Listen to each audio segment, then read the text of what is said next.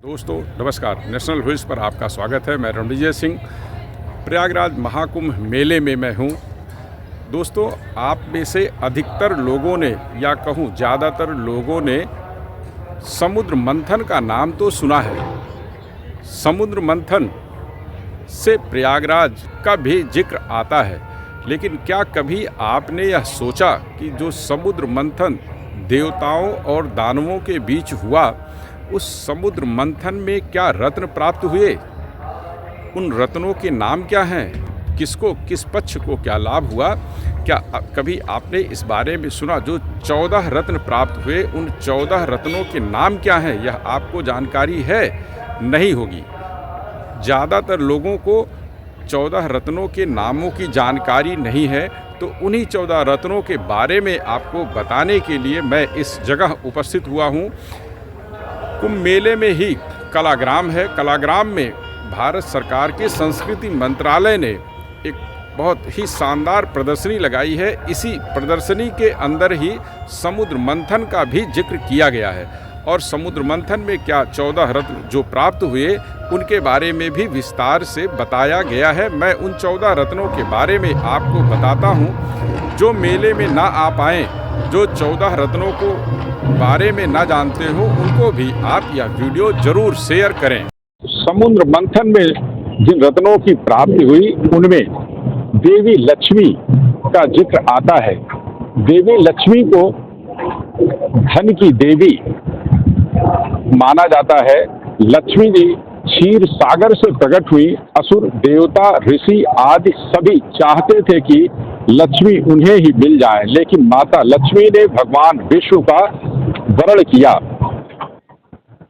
इस मंथन से वारुणी देवी भी प्रकट हुई। वारुणी अर्थात मदिरा की उत्पत्ति समुद्र मंथन से ही हुई थी। भगवान की अनुमति से दैत्यों ने इसे ग्रहण किया था, यानी वारुणी देवी अर्थात मदिरा जो प्राप्त हुआ वो दैत्यों के हिस्से में आया था।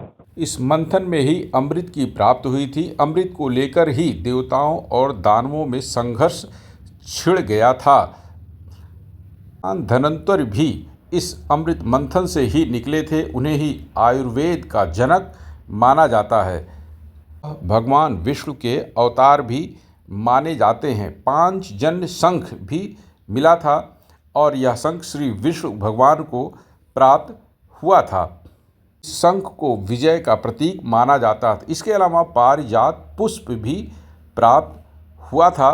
पुष्प को छूने से थकान मिट जाती थी। यह देवताओं के हिस्से में आया था। चंद्रमा की प्राप्ति भी समुद्र मंथन से हुई थी। यह भगवान शिव ने अपने मस्तक पर धारण किया था। मंथन से ही रंभा नामक एक अप्सरा उत्पन्न हुई, जिसे संसार की सबसे सुंदर स्त्री माना गया, और यह इनकी चाल मन को लुभाने वाली थी। यह भी देवताओं के पास चली गईं। इच्छाओं की पूर्ति करने वाला कल्प वृक्ष भी प्राप्त हुआ था। इसे देवताओं ने स्वर्ग में ले जाकर स्थापित कर दिया। कौस्तुभ नामक एक मणि भी प्राप्त हुई, जिसे भगवान विष्णु ने अपने हृदय पर धारण कर लिया था। समुद्र मंथन से ही उच्चय श्रवा नामक अश्व निकला, जिसे घोड़ों का राजा माना जाता था। इसे राजा बलि ने अपने पास रख लिया। ऐरावत हाथी भी निकला, जिसके 4 दांत हुआ करते थे। ये देवराज इंद्र ने अपना वाहन बनाया। हाथी की चमक कैलाश पर्वत के समान मानी जाती। कामधेनु जैसी प्रसिद्ध गाय भी उत्पन्न हुई। दिव्य गाय को ब्रह्म ऋषियों ने अपने पास रखा। माना जाता है कि अग्निहोत्र यानी यज्ञ की सामग्री इस गाय से उत्पन्न होती थी। हलाहल विष भी इसी मंथन से निकला था, जिसके ताप से हाहाकार मच गया था। भगवान शिव ने इसे ग्रहण किया, और महादेव का कंठ इस विष के कारण ही नीला पड़ गया था। इसी कारण उन्हें नीलकंठ कहा गया। तो दोस्तों, आपने जाना कि समुद्र मंथन में कौन कौन से रत्न प्राप्त हुए थे। इन रत्नों के बारे में आपको इसलिए पता होना चाहिए कि यह आपके सनातन धर्म का हिस्सा है।